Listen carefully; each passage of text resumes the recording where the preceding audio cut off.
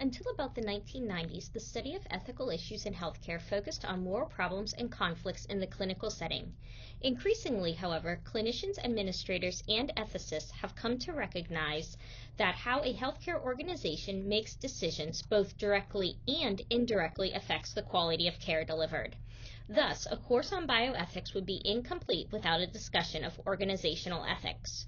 Organizational ethics is an essential intermediate level of analysis that links the broad ethical issues impacting society and the specific clinical ethical issues happening at the level of the individual. Many ethicists argue that the organization itself should be treated as a healthcare provider and thus assumes ethical rights and responsibilities, similar to but distinct from those of individual professionals. In this lecture, we will compare and contrast bioethics at the individual and organizational levels, evaluate the moral responsibilities of healthcare organizations with a focus on healthcare reform, patient safety, and spirituality in healthcare.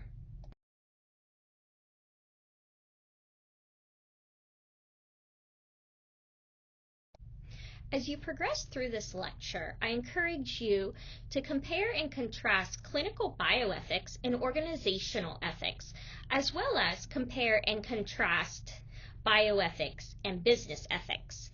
Be able to describe the moral responsibilities of healthcare organizations, identify ethical dilemmas related to organizational ethics, discuss how ethical theories relate to organizational ethical dilemmas, and finally, be prepared to explain your stance on an organizational ethical dilemma.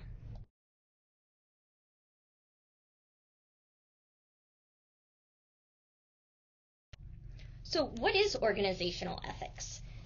Simply stated, organizational ethics is the study of ethical dilemmas that arise at the level of an organization. In healthcare, organizational ethics is the obligation of healthcare organizations to adhere to certain norms of ethical behavior. What is the ethical behavior that should guide healthcare organizations? This is a multifaceted question that we will explore throughout the duration of this lecture. To understand and discuss organizational ethics, we first must begin with analyzing the role of the organization within the construct of healthcare.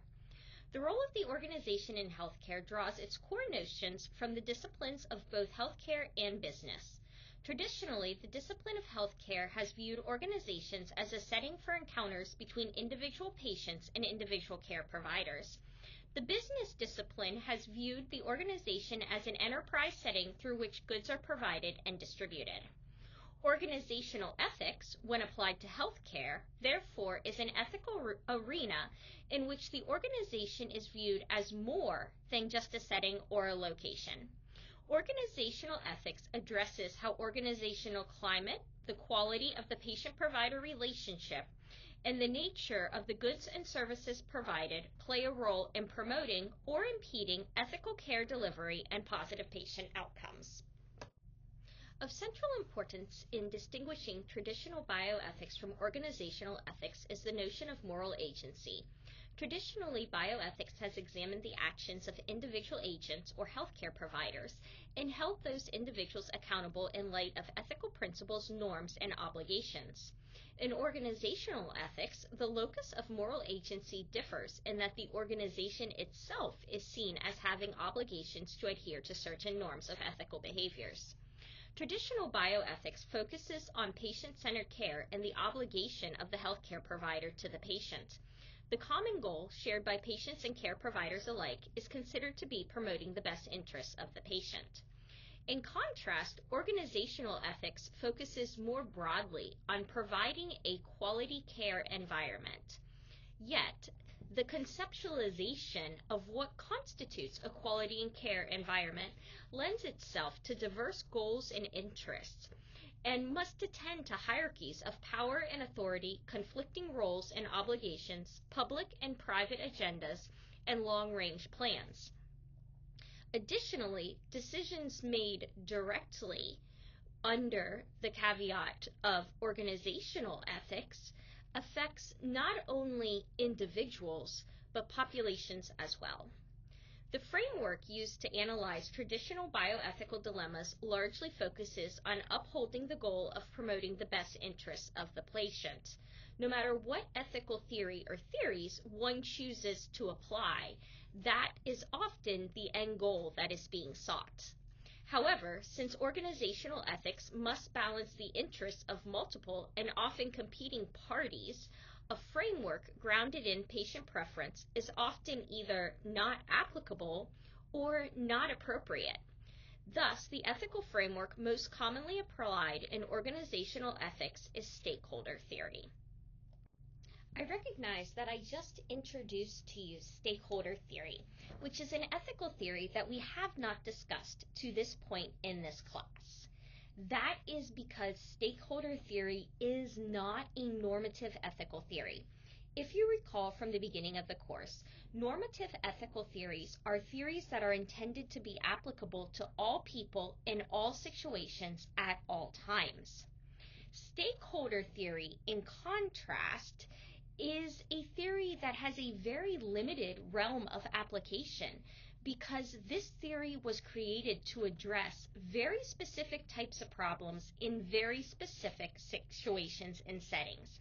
Stakeholder theory is a specific theory to business ethics and organizational ethical management. It is very important that you understand this. Stakeholder theory is not a theory that you should be using to defend or support your ethical arguments in this course unless it is an ethical argument related to organizational ethics.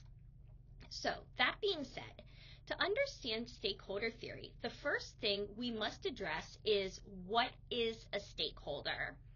A stakeholder in stakeholder theory is defined as any entity, individual, or group who can influence or is influenced by missions-driven organizations. Therefore, stakeholders encompass multiple individuals and groups, such as civil societies, communities, customers or patients, employees, governments, shareholders, and suppliers.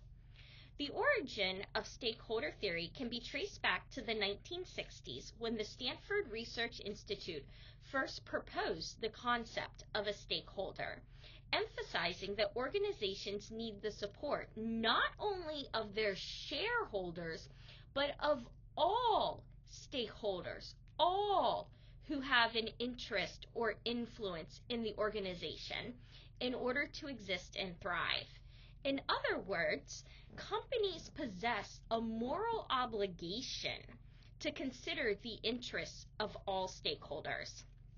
Thus, stakeholder theory can be defined as a four-part theory. First, stakeholder theory encourages organizations to acknowledge and consider their stakeholders, which exists both internally to and externally from the organization. Second, stakeholder theory promotes understanding and managing stakeholder needs, wants, and demands. Third, stakeholder theory represents a holistic and responsible framework that goes beyond the focus of just shareholders in decision making.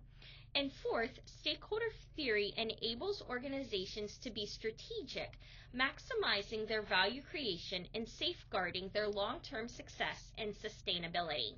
So, to relate this back to bioethics and organizational ethics, traditional bioethics is applying frameworks with the goal and focus on providing the best outcome for the patient or the community or the population and providing the best quality care while respecting the patient's wishes.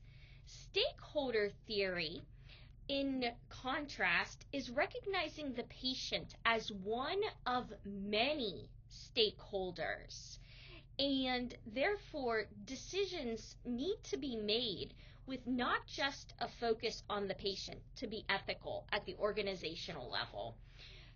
Under stakeholder theory, ethical decisions address the needs, wants, and desires of all who are involved directly or indirectly, internally or externally to the dilemma at hand. Organizational ethics really boils down to how one responds to the underlying question of what are the moral responsibilities of healthcare organizations. How one chooses to answer this question is not only philosophically significant, but has enormous practical significance when addressing ethical dilemmas in healthcare. If a healthcare organization is viewed simply as an economic entity, the moral responsibilities of the organization are quite limited. Responsibilities would include things such as not to defraud customers or patients, to engage in fair competitive practices, and in the case of for-profit hospitals, to reward shareholders. Additionally, because of the types of goods and services rendered, healthcare organizations also have more responsibilities to develop a sense of what is and what is not morally acceptable practice and to manifest that sense through policies and procedures. In other words, the organization is ethically obligated to develop, then hold to, an ethical framework grounded in core values that were developed in relation to organizational goals. These values are typically articulated in the organizational mission statement and code of ethics and should become an essential part of an organization's identity. As a moral agent, at a minimum, healthcare organizations are required to consider the interests, values, and obligations of all stakeholders when developing goals and considering means to achieve them. To ensure compliance with this, visible and authoritative individuals should assess organizational behaviors against the organization's mission. This then leads us to a further question of whether the organization as an entity has the capacity for morally responsible conduct, or whether the organization can only be kept in line through regulations, policies, and procedures. Furthermore, we must grapple with the question of who is ultimately responsible when an organization fails to act in an ethical manner. Is it the organization itself or individuals? At the organizational level, healthcare is both a business and an intimate relationship between patients and care providers. Therefore, we must grapple with the question of if healthcare ethics at the organizational level should be approached through the lens of bioethics, with the patient as the focal point, or through the lens of stakeholder theory, where all stakeholders are viewed as equal. At the organizational level, the notion of the business of healthcare cannot be ignored. Healthcare organizations have to remain profitable to meet their purpose of serving patients. If the organization does not have money coming in, employees won't get paid, and there will be no funding to acquire the tangible goods required to provide services. Simply put, from a business model perspective, healthcare organizations are businesses providing the product of health to the consumer. But should health be classified as a consumer product? This brings us back to a question from a prior lecture. How do we define health? Under the business model, health would be deemed commercial, sellable, purchasable, and marketable because it is a product and a service. Is it ethical to commercialize, sell, purchase, and market people's health? Furthermore, do patients meet the definition of consumers?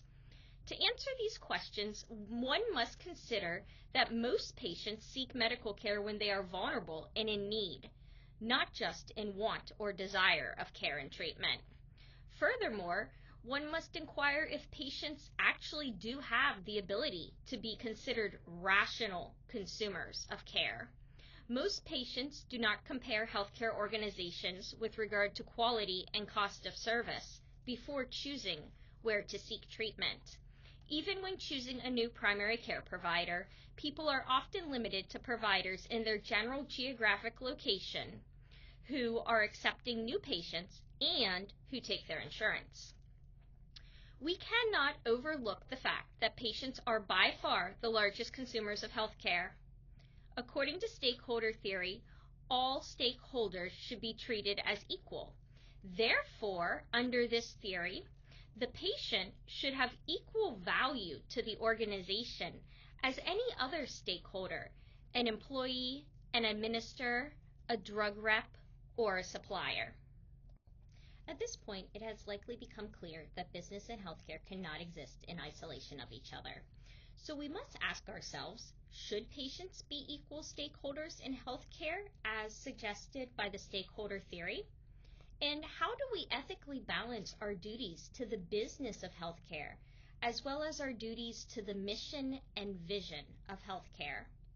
Some have argued that healthcare ethics requires a business model, but that the unique features of healthcare ethics require a model that addresses a different set of criteria than stakeholder theory, because healthcare professionals are tasked with meeting the needs of a very unique set of customers, patients. When these customers interact with the healthcare organization, their concerns are not about whether they are getting a deal on a product or whether they are getting the best value for their money. Patients are often worried and in pain or in fear. They are seeking answers to their concerns, the alleviation of their ailment, or the healing of their condition. And to achieve these goals, patients are willing to experience embarrassment, additional pain, and the loss of privacy. Generally speaking, patients who seek healthcare assume and expect that their needs are being met by competent professionals whose motivation is to heal, regardless of the organization they seek care at. Patients assume that all the personnel that they encounter can be trusted with deeply personal and often embarrassing information. Patients expect healthcare professionals will respect their dignity and be compassionate. And as healthcare professionals, we are held to professional ethical standards through each of our profession's code of ethics, as well as through organizational ethical standards. To uphold these standards, healthcare professionals often become reliant on tangible goods and products. As previously discussed, healthcare organizations do have to remain profitable, so we want to be proficient, we want to be fiscally responsible. But we can't overlook the mission and vision overarching the business of healthcare, improving patient health, which forms the foundation for bioethics. So this leaves us with some ethical questions. How does an organization remain profitable while continuing to recognize and respect the human relational element of healthcare? Is it possible for healthcare organizations to meet their business demands, as well as provide meaningful, compassionate, patient-centered care?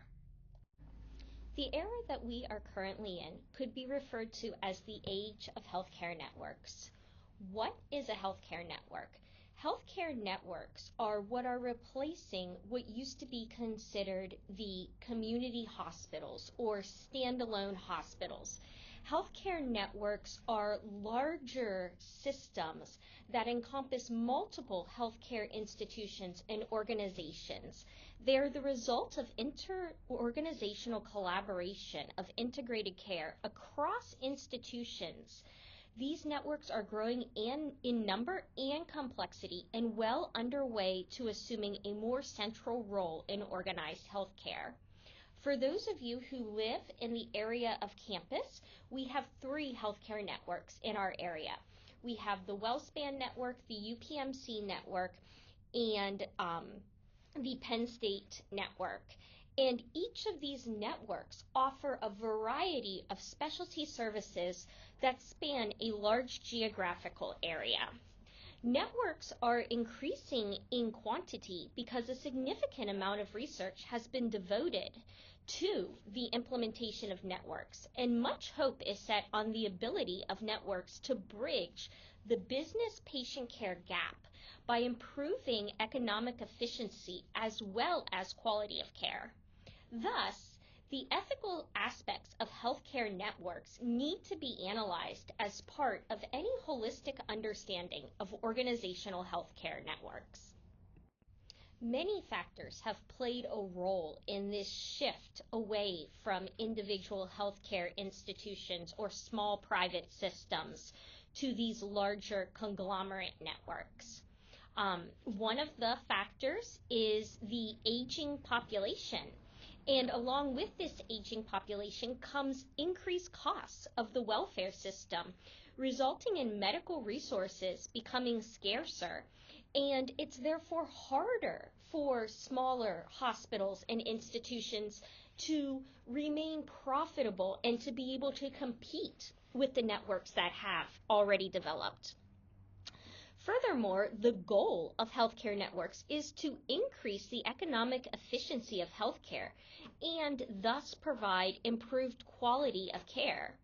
The concept underlying why healthcare networks were developed is that it is not only unrealistic but unfeasible that one institution could adequately address all the care needs and all the specialty requirements that patients living in that geographic area may require. However, if you brought together a larger conglomerate of institutions across a larger geographical area, you could increase efficiency because instead of having multiple small institutions attempting to offer everything, you could turn different institutions into different specialty areas, focusing on specific disease processes and patterns, but all falling under the same broader network to provide continuity of care for the patient.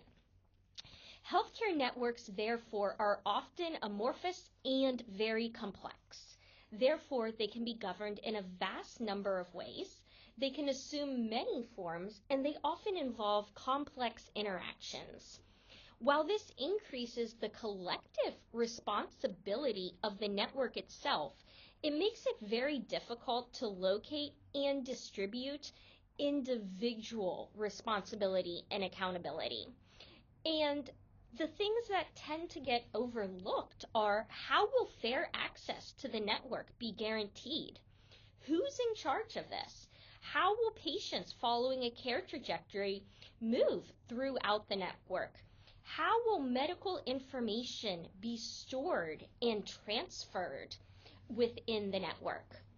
So, while the idea that networks can offer a full range of services to patients sounds very beneficial at the offset, that patients now have access within one network to all their different specialty areas, we need to determine if the benefits touted by networks are ethically justified. And to do this, we must consider the interests of all patients, both actual patients and potential future patients. To perform this ethical analysis, ethicists consider four primary categories: access to care, balancing technological advances against patient privacy, continuity of care, and freedom of choice or patient autonomy. The first consideration of analyzing the ethics of healthcare networks is to consider access to the network. Healthcare is only good if people can actually access it and receive the care. It has been widely acknowledged that all patients have an ethical claim to equitable access to healthcare. Healthcare networks do have the potential to significantly impact how healthcare is organized and delivered across a system. Many healthcare networks are created such that individual institutions within the network are specialized, leading to larger volumes of specific interventions being performed at fewer institutions. An excellent example of this is when you think of cancer centers, or you think of pediatric centers, or you think of centers that focus on diabetes specifically. You have entire institutions within the network that are specializing in a certain patient population or disease process. And this occurs because, as supported by empirical studies and evidence, high volume provides better outcome for treatment and surgical procedures. High volume, higher exposure, seeing more of this, being more aware of the complexities because you're focusing on depth of knowledge in one area as a care provider. In these cases, the network, rather than individual institutions, are the primary entity which healthcare resources are distributed.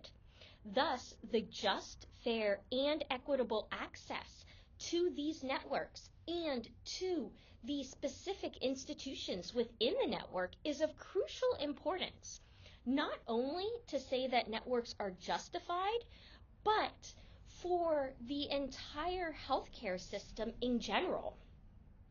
So, When we look at access to the network, we need to consider the physical location of the network and where are these specialty areas geographically located within the network? Is there one and it's in one spot in a large geographical area?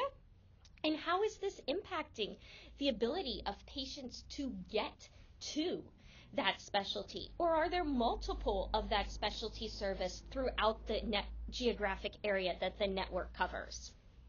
Next, we need to consider when and why we are limiting or denying access to the network. There are times when unequal distribution of resources can be necessary. In other words, unequal distribution of resources is not automatically considered unethical. For example, access can be delayed in areas such as the emergency room, where a patient that has a minor injury, maybe they're there for a suture removal, may have delayed care because another patient who is, maybe extreme example, in cardiac or respiratory arrest needs life-saving attention. Access can also be denied or discouraged due to not having adequate resources to provide the highest level of care. There are certain institutions that do not offer specific specialty services, and therefore, as much as a patient may want to go to that institution can't give them what they need. For example, there are some hospitals that do not have a labor and delivery department. So as much as you feel comfortable receiving care at that hospital, if you go there while you are in active labor, you are going to need to be transferred to another hospital that can properly care for you. In all cases, though, healthcare organizations and institutions need to be transparent when care is delayed, denied, or discouraged. And transparency does not mean violating HIPAA and saying exactly what is going on with another patient, but explaining the limitations of that institution, explaining the care that they can or cannot offer, explaining in general terms to somebody whose wait is extended because an emergency came in that there is an emergency delaying their care. Or making sure patients are aware that this institution does not have that specialty area or is not the best equipped institution to handle their consideration. It is equally important to note that ethical networks should never distribute or allocate care based on bias or based on characteristics such as race, gender, sexual orientation, or simply for the convenience of sending somebody somewhere else. In an ethical healthcare network, anytime access is unequal, it needs to be distributed in such a manner that those who are in the greatest need are the ones receiving priority access. So like I talked about in the ER example, the person that has the highest risk of death, the highest risk of injury, that is really how many ethicists argue that resources should be allocated when they are scarce. We can get into further arguments that are beyond this discussion about the scarcity of resources and the person who is most in need versus most likely to survive. But we will discuss that in a later lecture.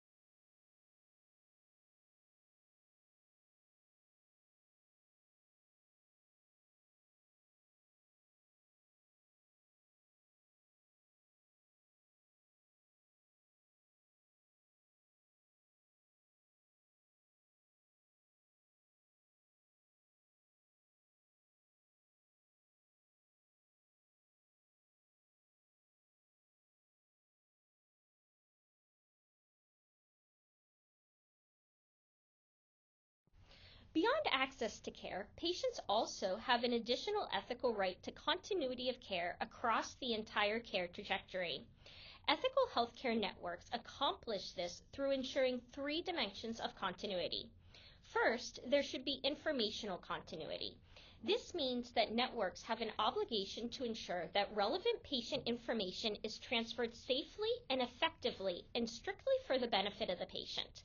This is a large component of HIPAA, making sure that those who need to know, and those who don't need to know do not have information shared with them.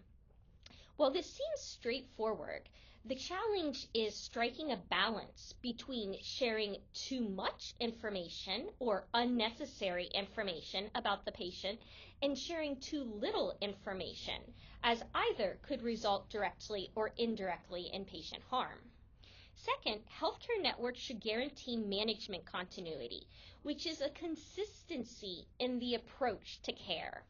A shared and consistent approach to the management of health conditions should exist across the entire network.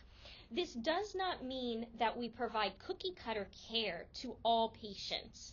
What it does mean is that if a patient is transferred, their plan of care continues even with a new provider, as long as that plan of care remains appropriate for the patient's condition, that a new provider does not come in and say, oh no, I don't handle this disease process this way. We're going to start all over with a different approach. That would not be continuity of care. Third, ethical healthcare networks should have relational continuity, the continuity of trust and responsibility for the patient's care and treatment. Despite all of the medical advances and technologies, the relationship between the provider and the patient is the cornerstone of healthcare. Trust of the provider is a reliable predictor of patient adherence to treatment or medical regimens. Thus, to ensure the best quality of care, when a patient or their care is transferred within a network, the therapeutic relationship needs to be transferred. All providers need to be upholding this relational care with the patient. And this has a lot to do with also the communication amongst and between multiple providers that a patient may be seeing.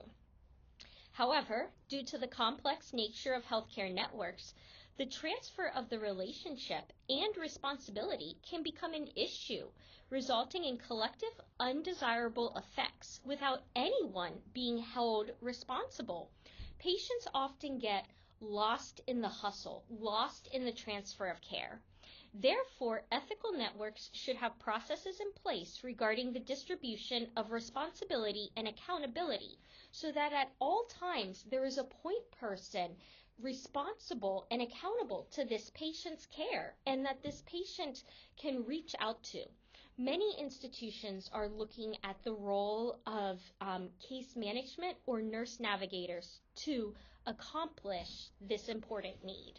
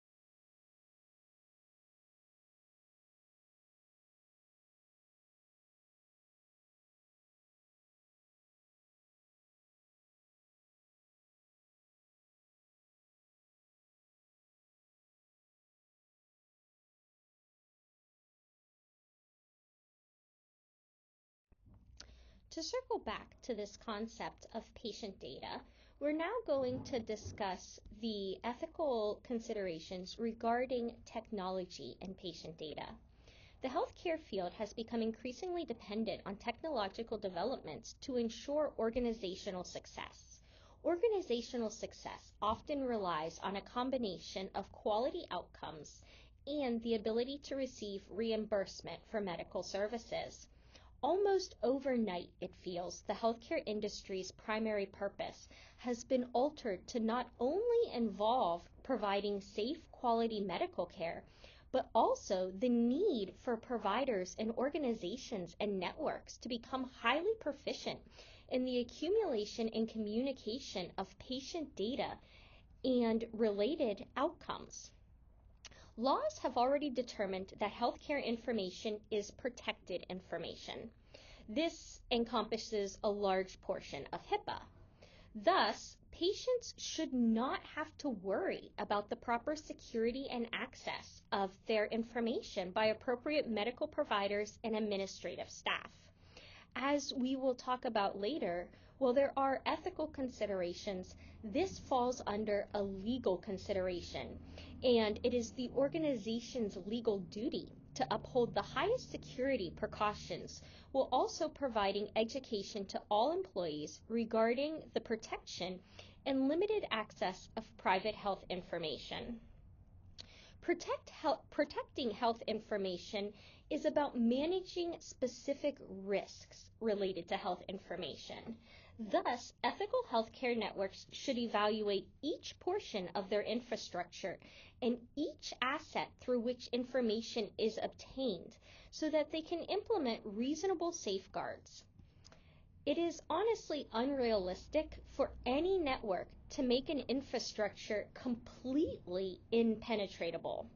However, when networks provide an umbrella of risk management over many specific risks for how data could be hacked or accessed inappropriately, networks can effectively provide a balance of security. Yet, even when HIPAA compliance is maintained, other serious ethical implications may arise throughout the advances of medical health information technology. The issue of sharing information is particularly pressing for healthcare networks. There is a tendency towards the creation of shared data to inform research and medical advancement.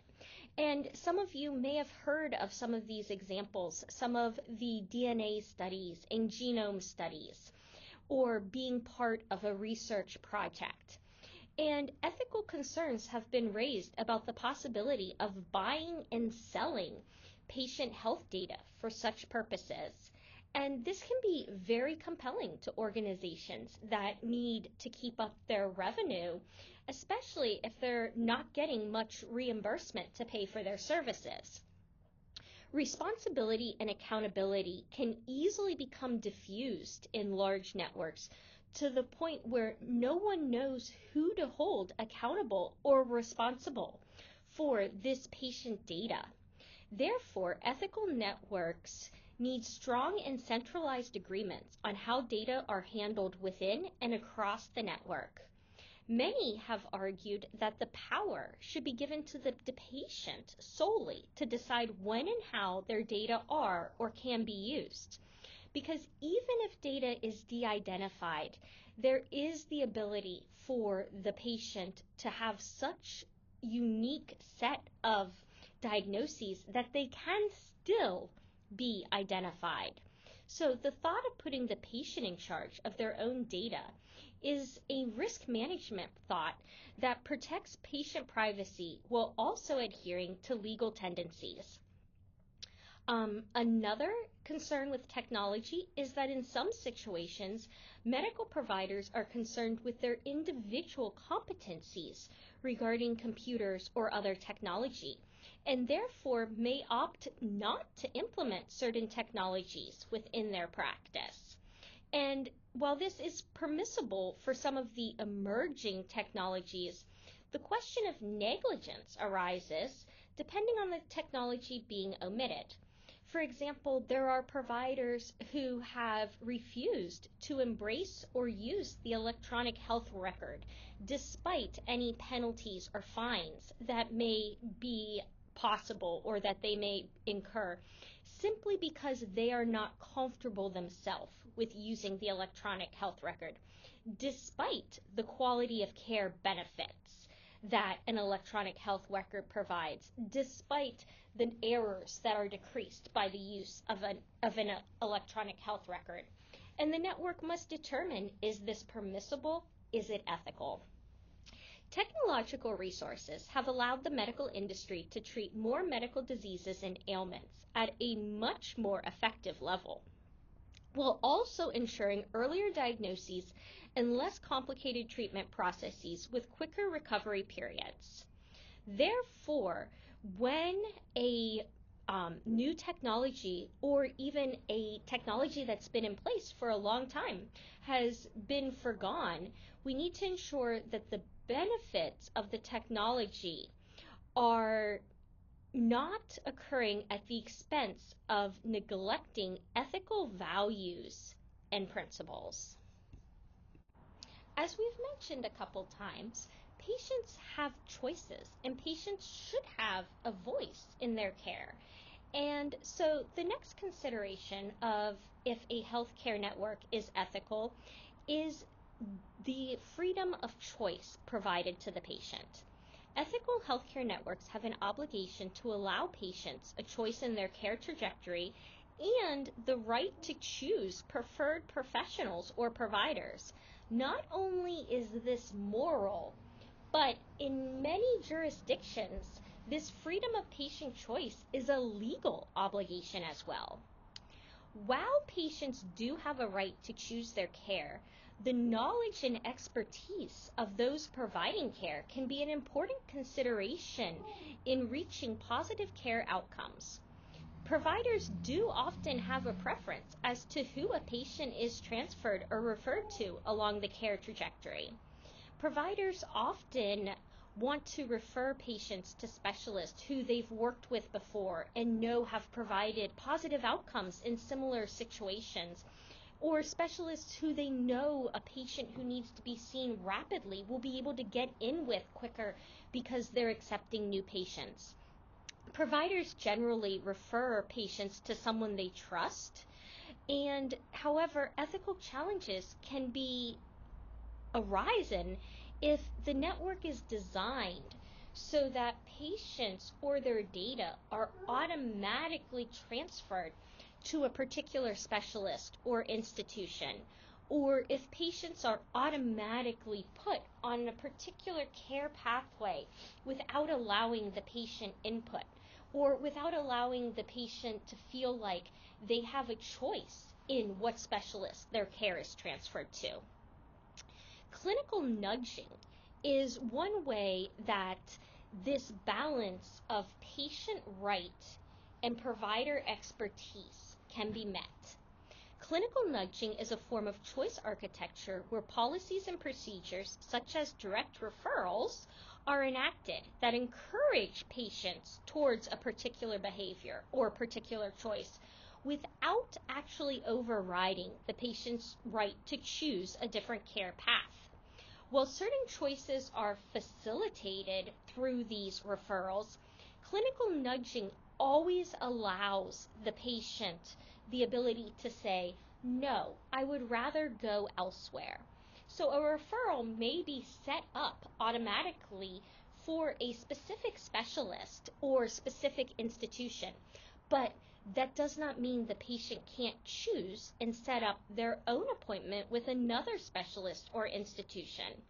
And for clinical nudging to be ethical, it's argued that the patient needs to be aware that they have the right to choose. The nudge should not be so strong that the patient feels they have lost a sense of autonomy. However, the question becomes, how strong of a nudge is too strong? So what makes a healthcare network ethical?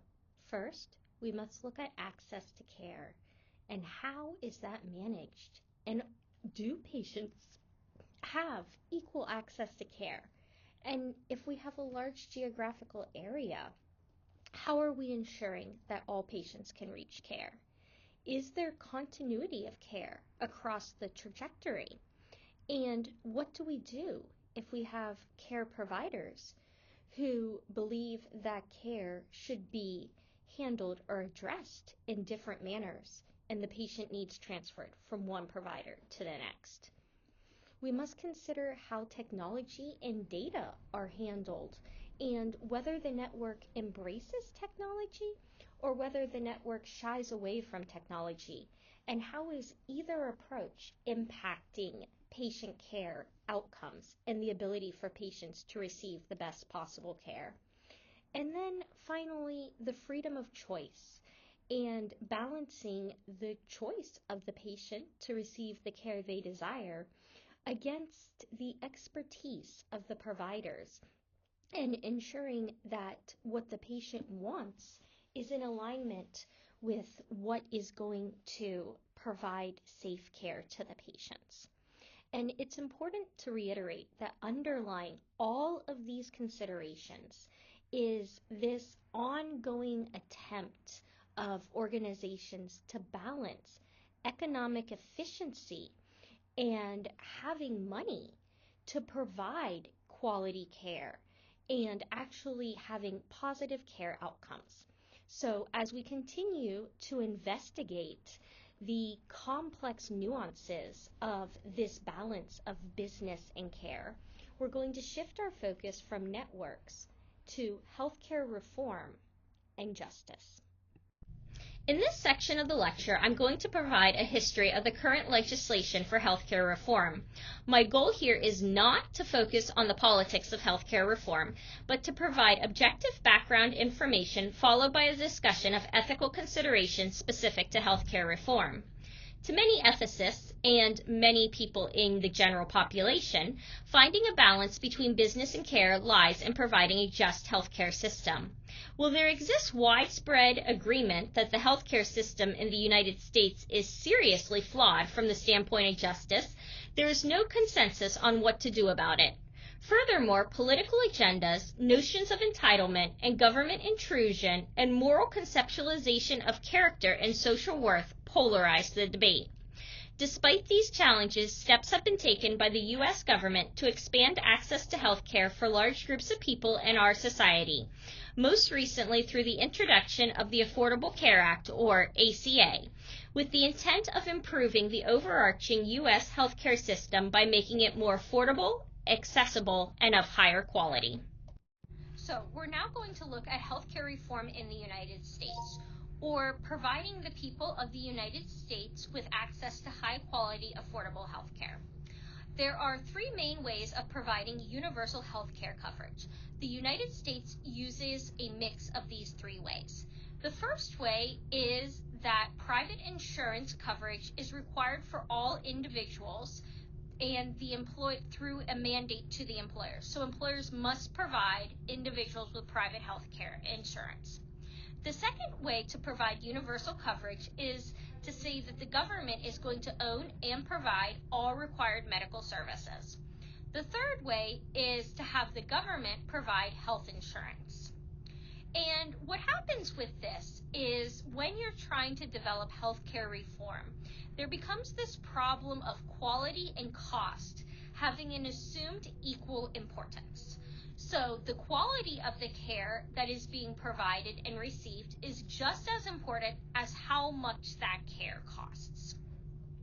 The Healthcare and Education Reconciliation Act, which came about in 2010, represents a culmination of more than a century of efforts to ensure access to high-quality, affordable health care to all, or as we're going to talk about, most Americans. On the next slide, we're going to go over a brief history to kind of help you understand the development of healthcare reform in the United States. So, while I don't expect you to memorize the information on this slide, I did want to make it available to you to kind of help you understand the history behind healthcare reform. We're going to start by looking back at 1883, and this is when universal health insurance was first introduced in Germany. And the idea of universal health insurance really was not focused on care provisions, but to protect people against the loss of wages and make sure that healthcare remained affordable for the people in Germany. Between 1901 and 1909, President Theodore Roosevelt supported the concept of universal health insurance. However, no legislation was introduced. Between 1912 and 1917, the American physicians were recruited to help draft legislation to promote universal health insurance. However, this proposal was rejected for fear of being too socialistic in nature. Then, in 1920, the American Medical Association opposed universal health insurance, even though they had helped draft the proposal for it, and they continued to oppose universal health insurance until the 1990s. In 1935, universal health insurance actually was proposed as being part of the Social Security Act, but it was ultimately excluded from the act for fear that because of the universal health insurance part, the act would not be passed. In 1939, an act to create national compulsory health insurance for all employees and dependents was proposed but not approved. In 1943, a bill to provide comprehensive medical insurance for those covered by Social Security was proposed but never passed. In 1945, another comprehensive universal health insurance plan was proposed but not passed. You're kind of seeing a pattern here. In 1948, another bill was proposed and not passed. By 1952, about half of the U.S. population had employer-based health insurance. In 1953, health insurance premiums became tax deductible. In 1965, Medicare coverage of health insurance for all Americans over age 65 was enacted into law. In 1971, another proposal was not passed. In 1980, 80% of Americans had employee-based health insurance. In 1994, another reform was proposed but not passed. And then in 2010, the number of Americans that had employer-based health insurance had dropped from 80% down to 55%, and the Affordable Care Act, ACA, passed. So, just a brief overview of what are the provisions of the Affordable Care Act. Many of us have heard of the Affordable Care Act and have heard the different views on it, whether people are pro or anti-Affordable Care Act. But what actually did the Affordable Care Act say? Based on the Affordable Care Act, all Americans and legal immigrants had to have health insurance through their employers, through an individually purchased plan, through Medicaid or Medicare, or pay a fine. There was a state option for extension of Medicaid eligibility to all persons with income at or below 133% of the poverty level. So states could choose to extend Medicare to all of those whose salary was 133% the poverty level or below. Preventative care, so things such as your regular PCP visit, things such as mammograms, things such as pap smears, those were provided and to individuals with no co-payments. The Medicare Part D, which is the prescription drug plan, was gradually eliminated to help cover the gap in the services that those on Medicare were receiving. Insurers were required to offer federally defined benefit plans and guarantee that the plans would be issued and renewed to individuals and that coverage could not be denied for people. So you couldn't deny covering the insurance of somebody with significant health problems, and there was no annual or lifetime limit on benefits. So once people most plans cover, after you reach your deductible, they cover such a percent. And what this is saying is that no longer would there be a maximum amount that would be covered either yearly or over the lifetime. Incentives were offered to organizations to provide, to individuals to provide a balance of healthcare professionals. So there were a lot of grants and scholarships for healthcare professionals that would work in underserved areas or rural areas or urban areas where there were not a lot of healthcare professionals. There were tax savings and tax penalties enacted for those who either complied or refused to comply with the Affordable Care Act. And insurers were not allowed to deny children coverage for health care based on their pre-existing conditions. Young adults up to age 26 were allowed to be covered on their parents' health insurance, where previously most parental health insurance kicked the young adults, I don't want to say kicked off, but they were no longer eligible either when they turned 22. Some of them were when they graduated high school, some were when they graduated college. Medicare preventative service co-payments were phased out, and Medicare payments became based off of performance and efficiency. So the reimbursement for Medicare, in other words, to the organization, was based off of the quality of performance of the organization and how efficient the organization was. So, did the Affordable Care Act meet the expectations of being a just healthcare system? And we're going to talk about what is a just healthcare system. A just healthcare system provides access to high quality, affordable care for all in need. That is what the Affordable Care Act was supposed to do. The Affordable Care Act, in summary, increased access to health care through improved affordability and availability to about 50% of the uninsured population. The Affordable Care Act created incentives to improve the quality of care in system delivery, and the Affordable Care Act has struggled to maintain a choice of private plans in the marketplace. So, did it meet expectations of a just system? Did it provide increased access and improved quality and individual affordability?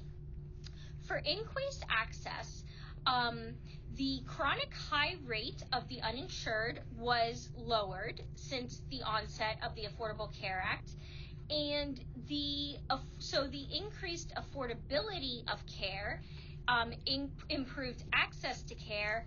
However, 20 million people still remain uninsured. Did the Affordable Care Act affect the quality of care? Medicare reimbursement methods created a pay-for-value or pay-for-performance model where healthcare systems had incentives and disincentives based on quality and efficiency of care. And this concept has been expanded to office-based reimbursement. However, the impact of this is not yet determinable. There's not enough data yet to say, is this pay-for-performance positively impacting quality, or is it creating a injustice where those who do well can do better and those who do not do well are not getting any reimbursement to help do better? With regard to individual affordability, insurance reform subsidized for low and middle income families. So if you made less money, you had to pay less for your insurance. And for affordability, the Affordable Care Act supported preventative efforts by making most preventative care free of charge. Individual affordability for the future is more worrisome because of many insurers exiting the marketplace. So they're really not sure how having some of these private insurers exit the marketplace, the impact that this is going to have on care.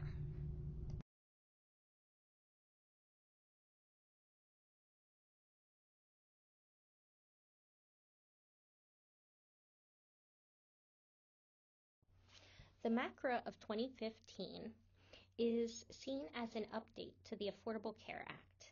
MACRA stands for Medical Access and CHIP Reauthorization Act, and the purpose of introducing the MACRA was to shift the Medicare payment system away from a pure fee-for-service model towards a value-based model. Under a fee-for-service model, providers are reimbursed based on the volume or total number of patients seen. And this has led to concerns of patients being rushed through the system or patients' care being hurried and hustled so that the maximum number of patients could be seen in a day. To combat this concern of the fact that a fee-for-service model was decreasing quality of care, the MACRA introduced a reimbursement system based on what is considered to be quality and effectiveness of care provided. So this shift was quite literally a shift from quantity to quality. And many may see this initially as an ideal structure, that yet many ethical considerations form from a quality-based structure, and we need to consider these as we analyze healthcare reform. The MACRA was passed as a budget-neutral initiative. This means that it must fund itself and cannot create any additional expenses for the Medicare program. Therefore, healthcare organizations seeking reimbursement through the MACRA must compete against other organizations across the country on various quality measures. This framework, therefore, by its very nature, is promoting profiling by causing healthcare organizations to be evaluated against each other with regard to both efficiency and effectiveness of care rendered. And sometimes we have to ask, is this evaluation actually ethical? Is it fair? Are we comparing apples to apples when we compare organizations? Or are we comparing apples to oranges? Is what this organization has, based on where it is located and what it can provide, is it appropriate to compare maybe a rural emergent access hospital to a hospital in a very prestigious city? Organizational performance is also assessed against standardized protocols and practice algorithms for each diagnosis, which may make you at first feel like, okay, now we can compare apples to apples. We're comparing against an algorithm of treating disease. However, these protocols are expected to be followed exclusively as best practice. And so we now have to question, can every patient with a given diagnosis be treated following a standard protocol? Will the protocol be applicable to every patient with this diagnosis? Because under the MACRA, organizations who follow the policies and procedures are those who are going to receive higher reimbursement for their services rendered.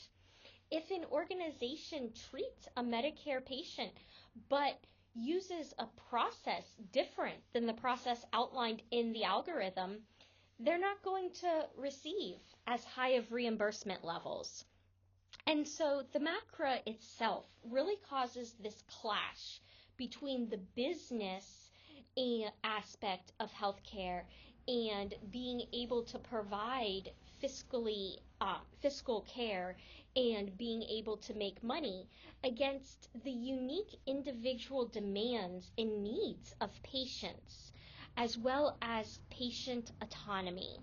So ethical organizations must therefore determine how to balance the autonomy of the provider as well as the autonomy of the patient and against these standards. And what do you do if a provider's expertise and knowledge, or maybe the fact that the patient has not seen positive outcomes from following the algorithm and the provider wants to try an off-script approach? How does the organization handle this?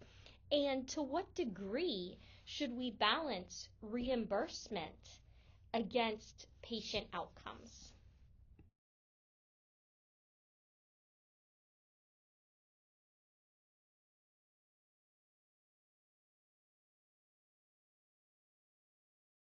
So, to summarize the ethics of healthcare reform is a prime example of the ethical struggles that arise for healthcare organizations when they are grappling with balancing business and care. Efforts to reform the healthcare system in the United States have proven very controversial because of this underlying difficulty of finding and defining a societal consensus on what is the ethical rationale for comprehensive healthcare reform. At the core of the ethical challenges surrounding healthcare reform and the Affordable Care Act is first the debate of healthcare as a right or a privilege, and that is something that you each must be able to answer for yourself. Followed, therefore, by the question of, is it ethical to mandate healthcare coverage? And often the answer to the first question impacts the answer to the second question. The third concern then becomes, if, where, and how do we draw a line for subsidizing insurance for low to moderate income persons? Because we want to be just, we want to be ethical, but there's always going to be somebody who just misses the cutoff, no matter where the cutoff is placed. The MACRA also brings an additional set of ethical challenges. First is the concern of justice, and if lower reimbursement will only widen the gap between successful and unsuccessful organizations, because organizations who are successful will receive higher reimbursement and higher funding, which allows them to continue to be successful. But organizations who are struggling are going to receive less funding and therefore continue to struggle, or possibly struggle even more, which some say places them in a situation where they will never get ahead. But yet this may be the only organization or network that a patient has access to. So is the lack of funding punishing or holding the organization responsible, or is it negatively impacting the patient who is seeking care and deserves the highest quality of care? So additionally, many have argued that the MACRA requires people to follow cookie-cutter medicine, and when a provider goes against this standard treatment, the funding is furthermore impacted, and therefore organizations must determine what is more important: reimbursement to keep the organization functioning and being able to provide care at all, or taking the risk of losing it all but providing care that is specific to the patient. Healthcare reform focuses heavily on how do we balance cost and quality. As we continue the discussion of ethical healthcare organizations, we're going to shift from the balance of cost and quality to an equally important obligation of ensuring safety, which, like reform, is not exactly straightforward. We're now going to transition from looking at ethically sound healthcare networks to the ethics of healthcare reform. I am very aware that healthcare reform brings with it a lot of political considerations. My goal here is not to focus on the politics of healthcare reform, but to keep our focus on ethical considerations related to healthcare reform. Patient safety and high-quality care are essential aspects of all healthcare practices. When people seek medical care, they expect to have their illness or disease treated effectively and that they're going to receive safe, high-quality care. No patient expects to be placed at risk or be harmed. However, patients continue to experience harm, and harm that can be preventable, as well as substandard care on a regular basis. The rate at which patients experience harm when they seek health care is alarming. Medical errors are considered one of the top leading causes of death in the United States, third after heart disease and cancer. Even if healthcare professionals act carefully and responsibly, there is almost a constant risk of unintended harm to patients. And this is because healthcare professionals act in complex settings that are challenging due to the diversity of structures, processes, and relations. Therefore, for organizations to provide a high standard of medical care, they have to apply a wide variety of continuously updated knowledge and skills. Yet, studies continue to show that a non-negligible percent or a very serious percent of patients are exposed to healthcare-related injuries. To put things into perspective, the risk of being harmed as a patient seeking healthcare is 1 in 10. 1 out of 10% of all patients who seek healthcare will suffer some form of harm. In contrast, the possibility or likelihood of being in an aviation accident is 1 in 11 million. This is a huge discrepancy. Patient safety errors are frequent and are often the result of shortcomings in systems and processes, organizational complexity and ambiguity, or poor communication. Despite various patient safety guidelines and standards that exist, healthcare organizations tend to pay little attention to the ethical aspects of patient safety.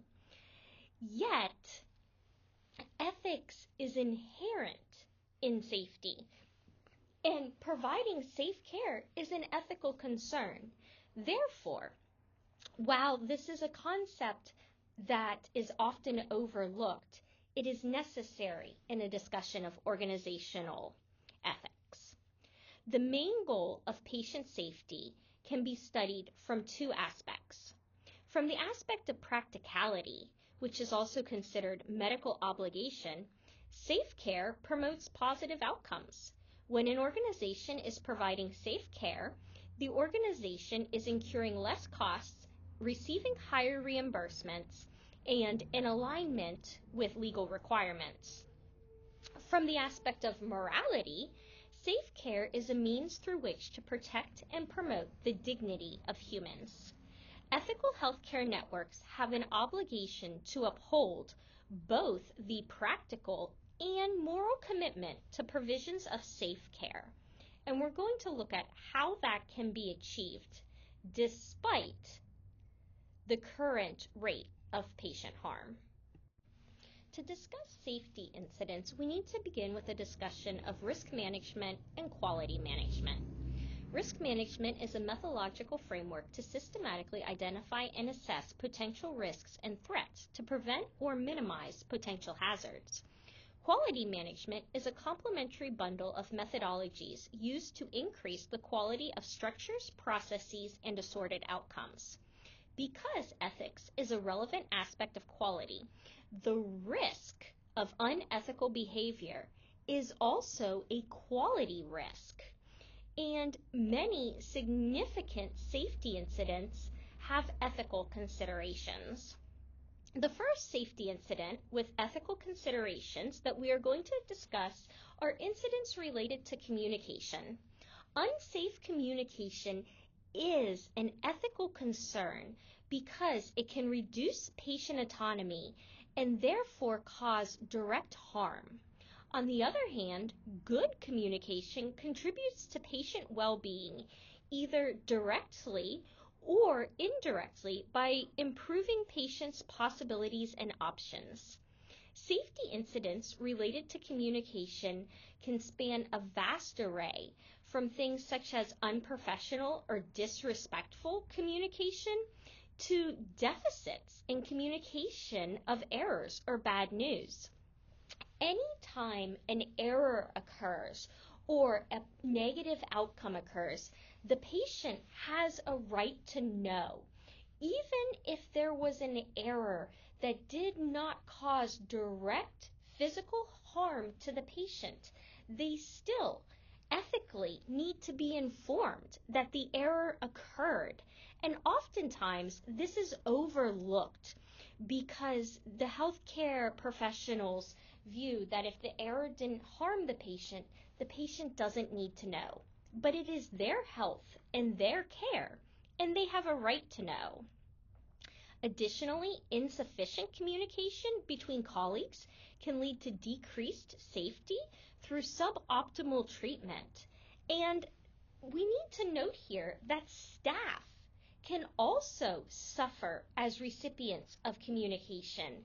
Staff can be harmed, which is an ethical concern, by cultural deficiencies, through missing aftercare following stressful events. There's no communication or debrief to help staff process an event, which leads to second victim situations where staff actually experience trauma due to the lack of communication following an adverse event. Thus, ethical organizations need to balance staff safety and patient autonomy with regard to communication. The second ethical concern to be addressed involving safety issues are patient interests and preferences. And this is because when the patient interest and preferences contrast those of the care provider, and the provider feels an obligation to perform care or a procedure that the patient is requesting, but they do not morally agree with, this can leave the provider having ethical doubts or in moral distress. Similarly, if the provider refuses to provide the care, the patient can feel that their autonomy has been breached, causing moral distress. Similarly, when collaborating providers have ethical disagreements, moral distress can occur.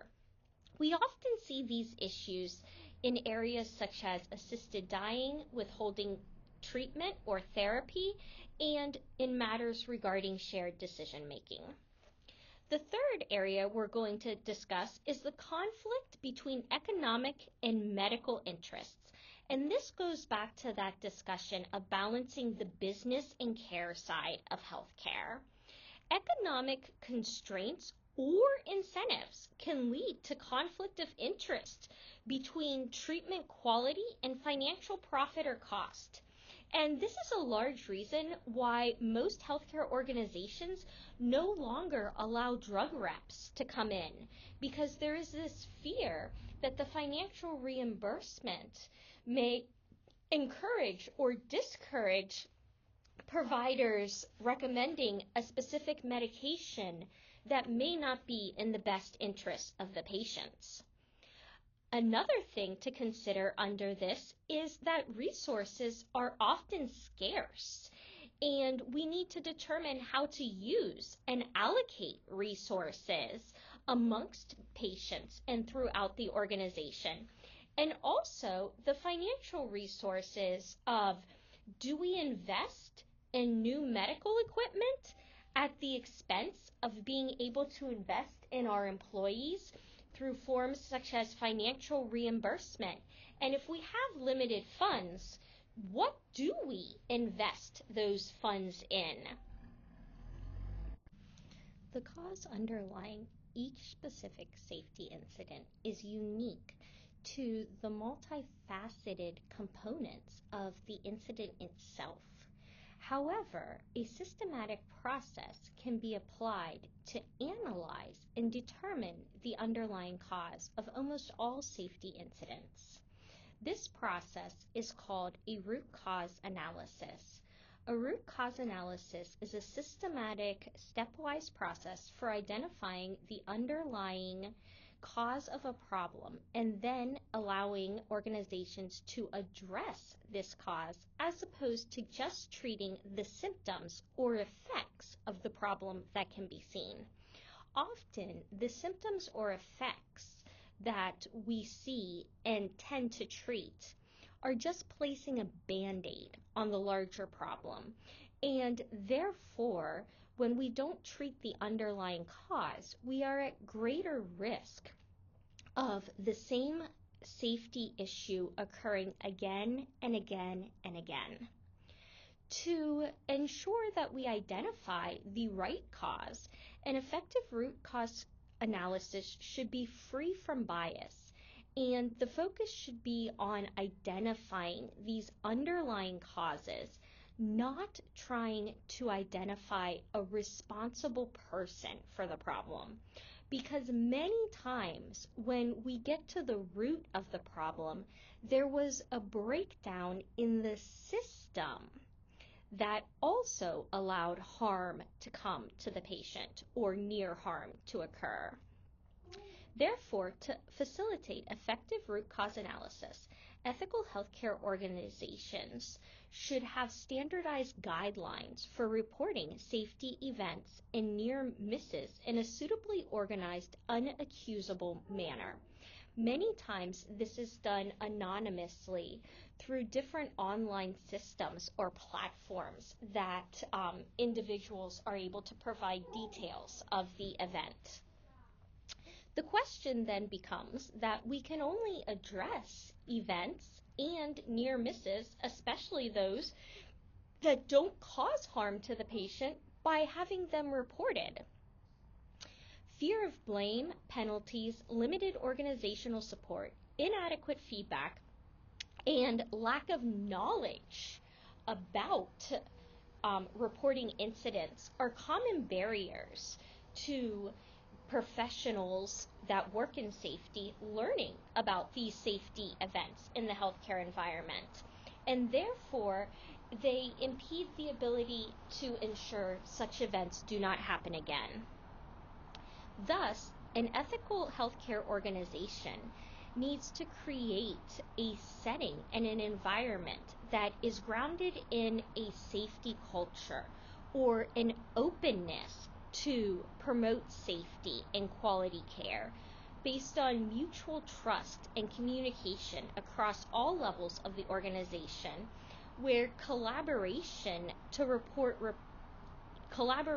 facilitate reporting is encouraged, and that individuals are not penalized for reporting safety events or near events. And the value, therefore, of trustworthiness must be a prerequisite of successful root cause analysis and incident reporting. This value is directly connected to a culture of safety, since it refers to trust regarding physical safety, psychological safety, and cultural safety. As much as we want to encourage trust in reporting, we also must balance this against ongoing evaluation and controlling of compliance with the rules and standards that have been put in place to ensure safety, as well as providing feedback on the findings from root cause analyses and how we are going to change the system in the future to prevent similar problems from occurring again. It would be very easy to argue that every safety incident has an ethical dimension because do no harm is a foundational concept of ethics in healthcare, and any safety incident is directly or indirectly causing harm or has the potential to cause harm. However, ethical organizations need to be able to discriminate between when a safety event needs to be addressed as an ethical concern and when a safety event should be handled legally. Healthcare organizations are required to treat any situation with deliberate assault on a patient, bribery, sexual harassment, or mobbing as criminal activity that must be investigated legally.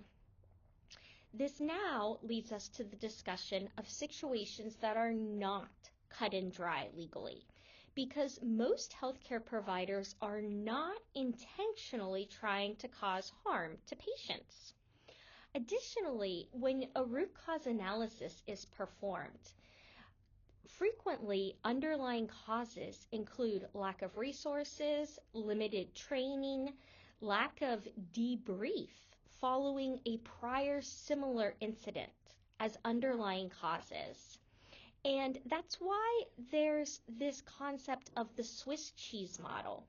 And the Swiss cheese model is a model about risk management and root cause analysis that states that when, just like holes in Swiss cheese, holes in the system line up just right, that flaws in the system allow harm to come to the patient because none of the safety measures that are in effect at the organizational level prevent this harm from occurring. And therefore, it is not only an individual who caused the harm, but also the larger breakdown at multiple points in the system.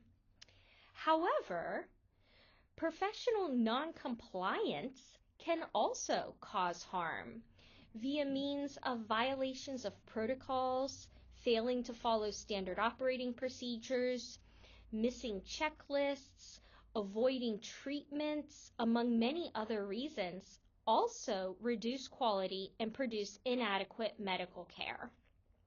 So the ethical question becomes, at what point do we stop blaming breakdowns in the system, but blame the individual? At what point is it that the individual worked around the safeguards in the system to cause harm to come? A prime example of this in healthcare is barcode scanning.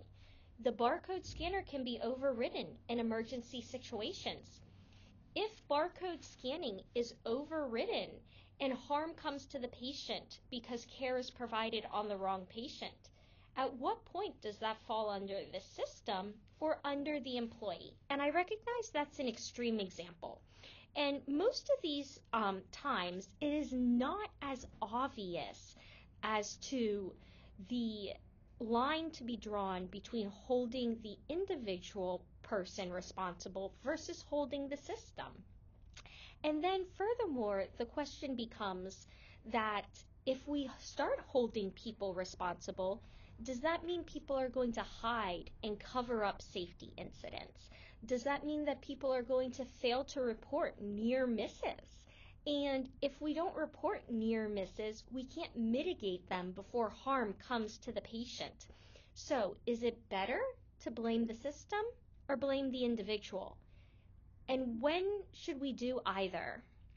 So as you ponder these questions, we're going to transition to our final area of focus for ethical healthcare organizations, spirituality.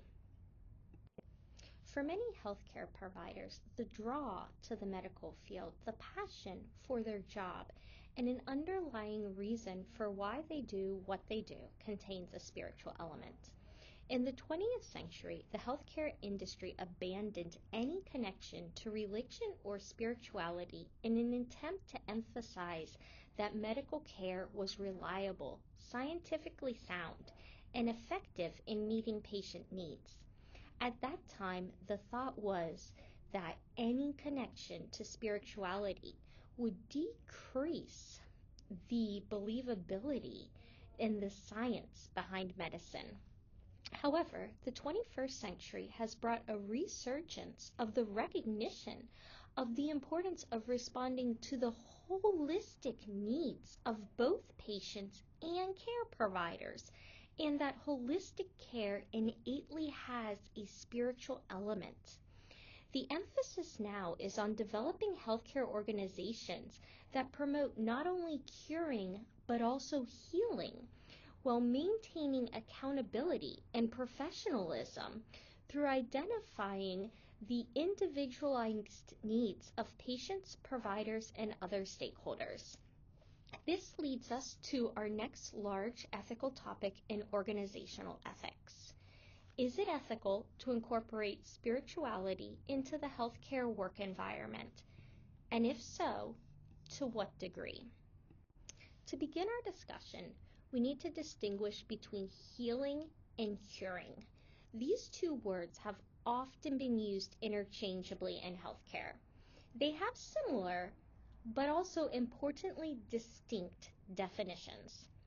Curing is very scientific. Curing focuses on relieving and treating symptoms, whereas healing is more spiritual. It requires attending to the holistic needs of patients, tapping into the yearnings of the mind, body, and spirit. So healing is not only treating symptoms, but treating the whole person.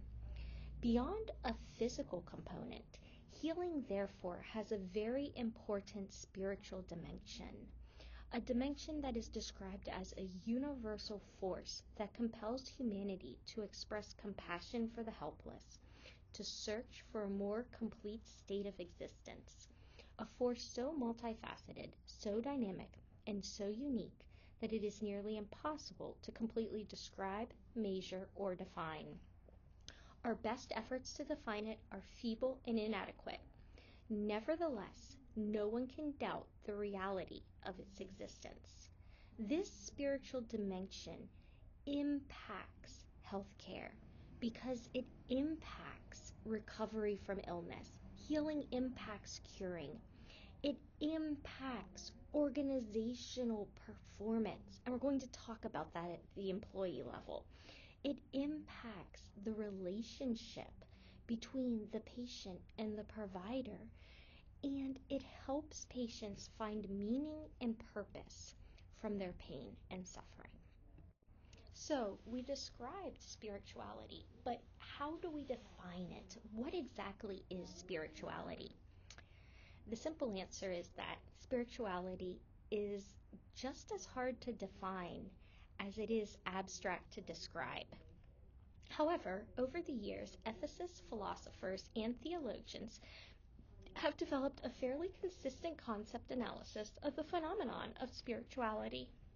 Spirituality has been defined as an intrinsic universal experience that goes beyond just a belief in God or another higher power. While spirituality can incorporate the practice of religious faith, it includes much more than religion. In fact, a person can be religious and not spiritual, or be spiritual and not religious. Spirituality is more than faith. It is a way of understanding the world, an awareness of your inner self, and a means through living out your deeply held personal values. Spirituality involves integrating the various aspects of oneself into a whole through a sense or quest for experience of meaning and purpose in life. In other words, spirituality is very closely connected to one's ethical framework. Healthcare organizations rely very heavily on nomothetic knowledge to guide practice implementation because it has been said that practice that is evidence-based is deemed to be economically beneficial and lower the risk of litigation. Nomothetic knowledge is empirical knowledge. It is knowledge gained through scientific methodology and research. Nomothetic knowledge is very quantitative. It provides information that is objective, replicable, and generalizable.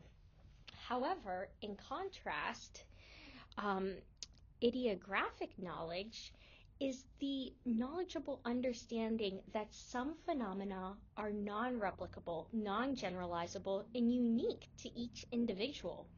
Think of the attempt when we discussed ethical theories to define and explain the phenomena of virtues. Spirituality has historically been conceptualized through ideographic knowledge as a phenomena that is very unique to each individual. However, a growing body of empirical knowledge and research supports the positive impact of spirituality in healthcare.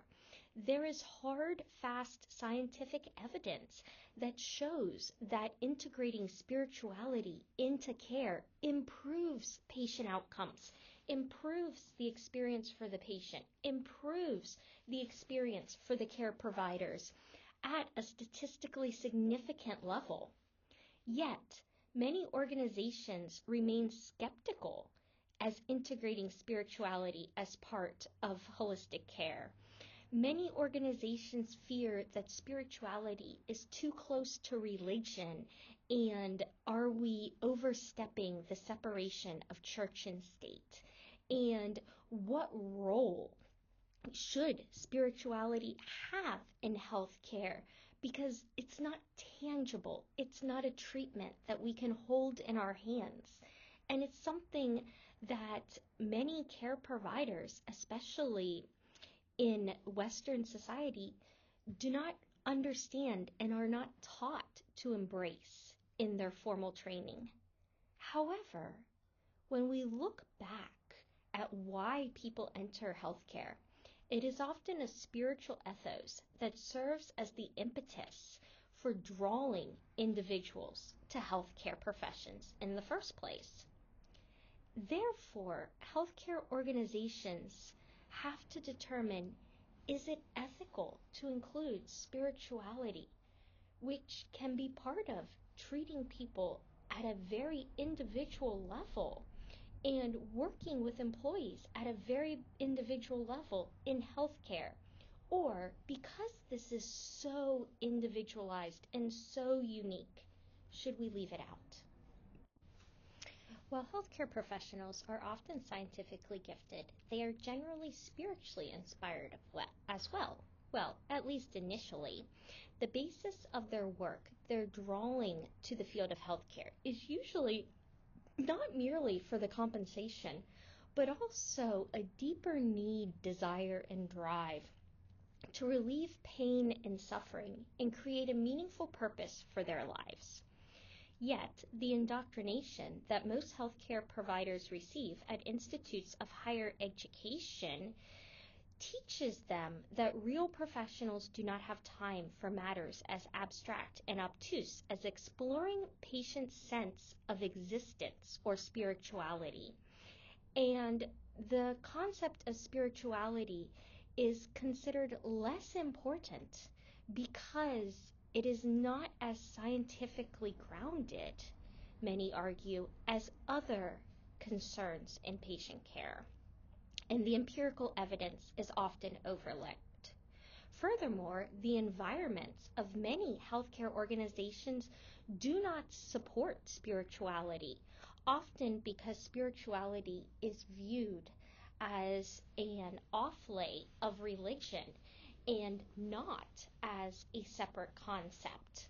And again, the time constraints to address spirituality and the lack of training in addressing spirituality do not make this a fiscally beneficial approach in the opinion of many organizations.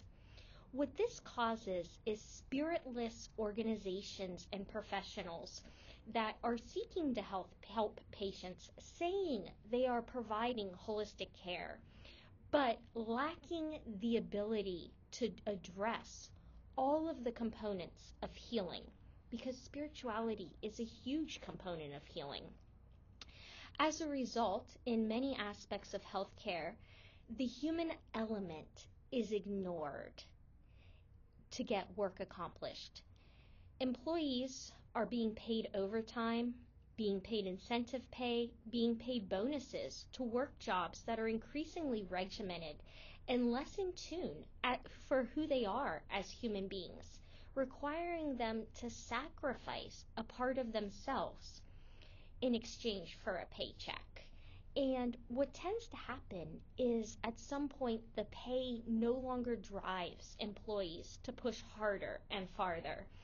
And for those that don't consider spirituality, this can be very perplexing as to why eventually money is not enough to drive an individual to push forward. And that is often because that deeper spiritual calling has been dulled. So, an organization's definition of being proficient then often conflicts with that underlying reason that somebody went into healthcare. At some point, the providers start to say, but it's not about the money. That's not why I came here. And when the focus becomes so heavily on the money and no longer on this calling, the passion, the desire, the willingness to work in such a challenging field starts to dwindle. However, despite the fact that many want to place spirituality in conflict with profit, saying it takes too much time to investigate or invest in, this doesn't have to be the case. Because encased in spirituality are these universal values of honesty, trust, compassion, and a service orientation. And when spirituality is encouraged in employees, all of these truths flourish, which it has been argued that when these truths are encouraged, profitability within the economic environment flourishes as well. When patients feel cared for more holistically, the outcomes positively increase, the quality increases, and the economic benefits come. Because healthcare employees spend such a large amount of their time at work, because their work is physically and emotionally challenging, a sense of spiritual well-being can affect the quality of care provided and the success of the organization. So therefore, the question becomes not should we incorporate spirituality, but how do we ethically incorporate spirituality? To what degree should we use our limited resources on pouring back into spirituality? And how do we support providers in offering holistic spiritual care when many of them were not brought up or trained in this area? How do we encourage that? What type of education, training, preparation, if any, is an organization required or obligated to provide to providers so that they can provide holistic care? Thus, when we consider ethics and spirituality, we cannot overlook that caring for the whole person begins with the organization caring for the employees who are caring for the patients. So, what responsibility ethically does the organization have in addressing the spiritual needs of employees and helping employees to incorporate these into the work they do? Is this a requirement of the organization? Should it be left up to the employees themselves? Are healthcare providers owed more by the organization than incentive plans and bonuses? Are they owed spiritual growth through the organization, or should that be something they pursue on their own? To what degree is the organization responsible for supporting and nourishing a sense of transcendence and helping employees find meaningful purpose in their work? Is it possible for organizations to meet their business demands and provide spiritual-centered, meaningful care to patients? This is going to cost money to prepare providers to provide spiritual care. And how should providers who don't feel comfortable providing spiritual care be handled? And should the enactment of spiritual care rely only on empirical research, or is there a role for ideographic research? Should one's conscience be their guide? Is it best to do what is most efficient or most cost-effective? And if we know that spirituality impacts your ethical framework, is it possible to perform healthcare and completely leave out spirituality? So, as we wrap up this discussion about ethical healthcare organizations, you may feel like we never actually answered the question of what is an ethical healthcare organization? We've talked about ethical healthcare organizations needing to balance business ethics and bioethics and ensuring financial sustainability while prioritizing patient well-being, access to care, and high-quality level care. We've talked about the need for transparency, collaboration, and integrity to foster trust amongst patients, providers, and stakeholders. We've discussed healthcare reform and policies and the benefits and concerns of the Affordable Care Act and the MACRA. We've discussed patient safety and adherence to protocols and feeling safe and transparent to report errors and misses. We've talked about legal obligations versus ethical obligations.